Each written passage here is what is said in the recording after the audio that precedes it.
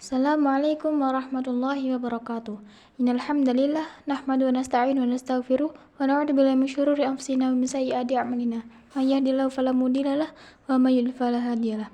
Asyhadu an la ilaha illallah wa asyhadu anna Muhammadan abduhu wa rasuluh. Amma ba'du. Saya di sini akan menjelaskan tentang salah satu cara terlarang dalam mengembangkan harta milik, yaitu riba.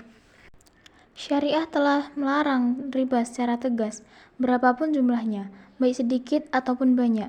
Harta hasil riba jelas haram, tidak seorang pun boleh memilikinya. Harta itu harus dikembalikan kepada pemiliknya jika mereka telah diketahui. Allah Subhanahu wa Ta'ala berfirman, "Hai orang-orang yang beriman, bertakwalah kalian kepada Allah dan tinggalkanlah semua bentuk riba jika memang kalian orang-orang mukmin. Jika kalian tidak melakukannya atau meninggalkan semua bentuk riba, maka ketahuilah bahwa Allah dan Rasul-Nya akan memerangi kalian. Jika kalian bertobat dari mengambil riba, maka bagi kalian hanyalah pokok harta kalian. Kalian tidak menganiayanya dan tidak pula dianiaya." Quran Surat Al-Baqarah ayat 278 hingga 279. Sifat yang tampak pada riba adalah adanya suatu keuntungan yang diambil oleh pemakan riba, yang sebetulnya merupakan hasil dari eksploitasi atas tenaga orang lain. Riba itu semacam kompensasi yang diperoleh tanpa harus mencurahkan tenaga sedikit pun.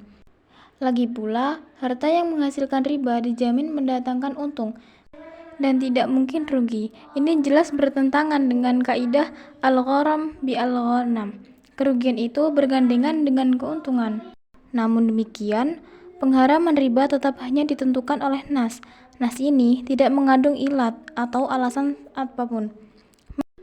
Memang, As-Sunnah telah menjelaskan secara tegas harta-harta yang termasuk riba. Hanya saja, kadang-kadang masih terbesit dalam benak kita bahwa pemilik harta itu telah menyimpan hartanya. Kadang-kadang, dia tidak bersedia meminjami orang yang butuh untuk memenuhi kebutuhannya.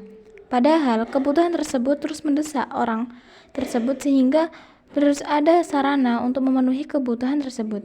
Sementara kebutuhan tersebut pada saat ini banyak ragamnya. Lalu ada riba sebagai penyangga perdagangan, pertanian, dan industri yang ada. Karena itu dibuatlah bank-bank untuk beroperasi dengan riba. Karena tidak ada sarana yang lain selain riba, sebagaimana tidak ada sarana lain bagi pelaku riba untuk memenuhi kebutuhan-kebutuhannya selain dengan riba. Karena itu, sistem ekonomi sekarang harus dirombak dan diganti secara revolusioner dan menyeluruh dengan sistem ekonomi Islam. Apabila sistem ini telah dihapus, lalu diterapkan sistem Islam, maka orang pun akan tahu bahwa masyarakat yang menerapkan Islam tak pernah melihat praktik riba sebagai sesuatu yang urgent. Sebab ada kalanya orang yang butuh pinjaman itu memerlukan untuk sekedar menyambung hidupnya atau untuk mengelola pertaniannya. Dalam konteks kebutuhan yang pertama, yaitu kebutuhan untuk menyambung hidup, Islam memenuhinya dengan menjamin hidup bagi setiap anggota masyarakat. Adapun dalam konteks kebutuhan yang kedua, yaitu kebutuhan untuk mengelola pertanian, Islam memenuhinya dengan meminjami siapapun yang membutuhkan tanpa disertai dengan riba. Hanya saja, meninggalkan riba tidak boleh bergantung pada adanya masyarakat Islam, adanya negara Islam, atau adanya orang-orang yang bisa meminjamkan harta tanpa bunga. Bahkan, riba hukumnya tetap haram, sehingga wajib ditinggalkan. Baik negara Islam sudah ada ataupun belum, baik ada masyarakat Islam ataupun tidak, baik ada orang yang bisa memberikan pinjaman harta tanpa bunga ataupun tidak.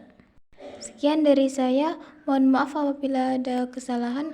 Wassalamualaikum warahmatullahi wabarakatuh.